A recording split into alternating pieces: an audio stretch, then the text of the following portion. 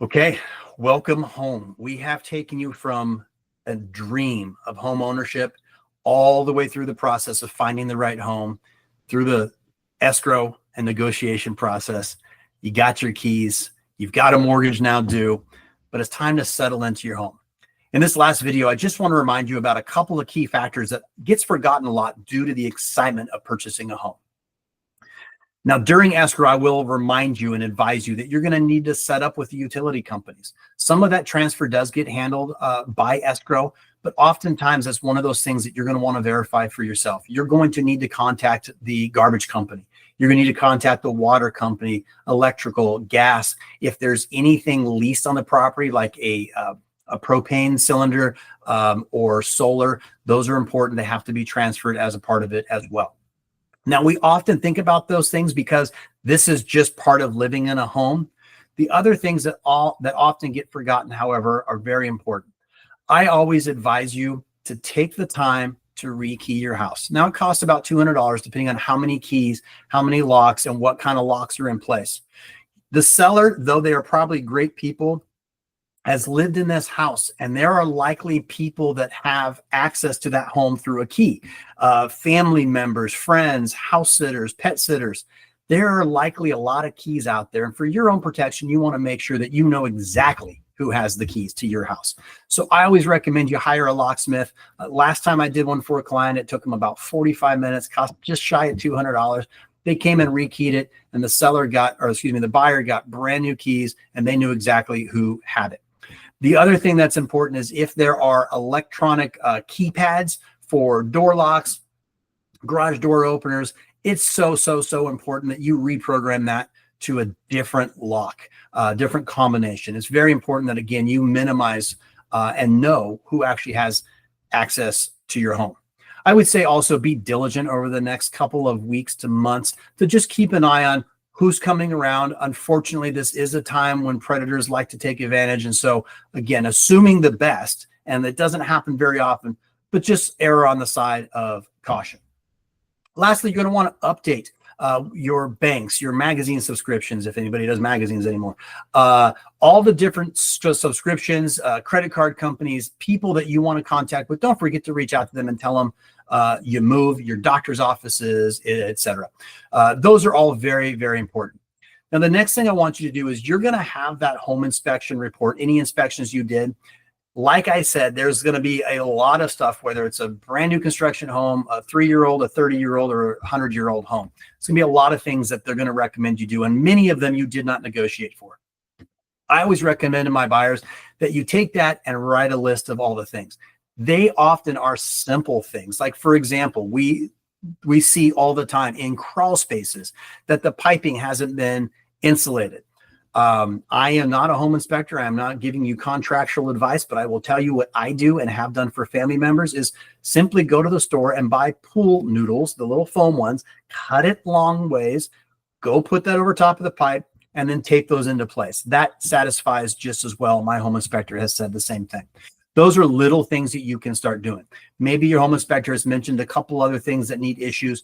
I recommend this is your investment. Take the time slowly but surely and start going through that list of the things that you might want to do. I had a family member recently that purchased a home. It didn't have the auto shut door on into the garage, which is a fire hazard according to code. And so I installed on one of the hinges an auto shut door for her. That was something that was important to her. I don't like it, but it's not my house. And so she wanted that installed. So I installed that for her. So these little things that you can do. Obviously, if they're bigger things or you're not comfortable with it, you can start bidding out and getting contractors to do it. But I recommend you start breaking down those into manageable tasks. Take a weekend here or there and start doing it. On your first home, it always feels fun to start customizing it for you. The other thing I want you to remember is you can actually coordinate timing. If you wanted to paint a room of the house or change flooring, it might be beneficial prior to moving your stuff and to go ahead and take care of that when you're not having to work around things. Of course, it depends on your timing, but I've seen the benefit of people renting a short-term storage unit and not moving furniture for a specific room into that house so that they can paint the walls without having anything there or redo the flooring without having anything in there. I also recommend to folks that as you're moving in, you are moving in a lot of dirt. The sellers moved out. Hopefully they cleaned it well, but you're going to be moving your stuff in. Boxes seem to track all kinds of dirt, and you're going to have dirt from your previous house if you're moving furniture in. I always love about a week after we move things in and it starts to really feel settled, hire a professional cleaner to come in and just do a once over on your house. Usually costs about $400 or $500, but it's so nice once you're settled to have that fresh clean. All that moving dirt is out of there, and you can start your new fresh home life with that. Other than that, the last thing I recommend is that you go back and you leave reviews for the people you've worked with. You have spent a lot of time with the real estate agent. You spent a lot of time communicating with the mortgage professional, home inspectors, title and escrow companies.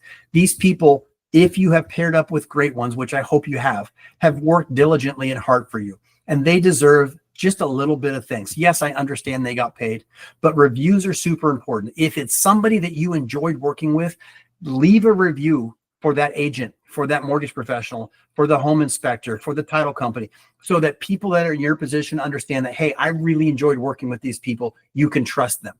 I'm going to ask you to do the same thing if you feel like you didn't get taken care of. Let people know the truth. It's important. I'm not saying go bash people, but it's important that buyers and sellers understand where the professionals are at and where those that maybe need a little bit of help. If they get a bad review, hopefully that will cause them to say, hey, I need to revisit the way I do business and make adjustments. That's also valuable as well. The very last thing that I always recommend you do is just enjoy the home. This is a time of transition in your life. This is a time of a new place to make memories. It's been a lot of work, and you made it happen because you took the time to get educated. You took the time to bring a team around you to perform. You worked hard for your money, and you decided to invest that in your future.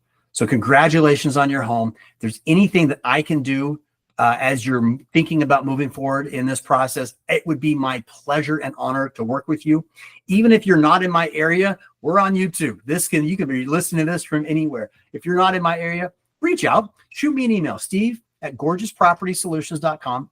and let me know, hey, I'm in the process. I would be more than happy to jump on a Zoom call or a phone call and say, how can I help? What advice can I give? Can I help you find a real estate agent in the area that might be good for you? Did you need some suggestions on lenders? One of the best lending partners I have actually can work anywhere in any of the 50 states. And so those are super valuable connections that I'm happy to share with you. And of course, if you're in Washington State and you want to move forward with either buying or selling a home, it would be my pleasure to work with you. I love helping people take next steps in their life. Thanks again for watching these videos. Reach out. Don't hesitate.